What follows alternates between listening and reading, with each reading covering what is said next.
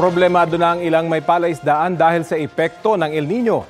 Natutuyo na kasi ang mga ito at apektado rin ang pagpapalaki ng mga isda dahil sa tumataas na temperatura ng tubig. Balita hatid ni Gab De Luna ng GMA Regional TV1 North Central Luzon. Ramdam na ng ilang fish growers sa pasukin ni Ilocos Norte ang epekto ng tagtuyot dahil sa nararanasang pagbaba ng level ng tubig sa kanilang palaisdaan. Ang lagpas taong tubig noon hanggang bewang na lang ngayon. Kaya maswerte na raw ang fish grower na si Bernardo kung may kalahating mabuhay sa mga alaga ni Kasya raw ang 300 isda sa kanyang palaisdaan.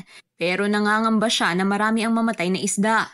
Namamatayan kami ng isda minsan. Wala na, itatapon na lang. Maswerte na kami kung mabubuhay yung 150 piraso.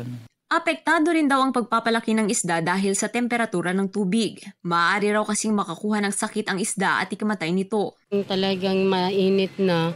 Yun po yung mga isda po natin, yung tilapia po parang yung mata po nila is parang nagbubulag ganun po minsan. Hindi po masyadong lumaki ma'am pag ganun ang panahon po natin na medyo mainit.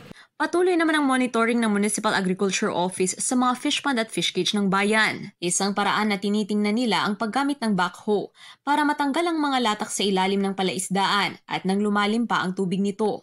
Bali yung pong ginagawa po nila, nagre-request po yung mga asosasyon ng kwan po ma'am yung backhoe para lang po yung mga fish pond pa po nila ma-expand at saka mas malalim pa. Sa inisyal na drought damage assessment ng Provincial Agriculture Office, nasa 18 million pesos na ang danyos sa agrikultura, kung saan tinatayang 592 hectares ng sakahan ang apektado. Hindi pa kasama rito ang danyos sa aquaculture industry. Mula sa GMA Regional TV1 North Central Luzon, Gab De Luna nagbabalita para sa GMA Integrated News.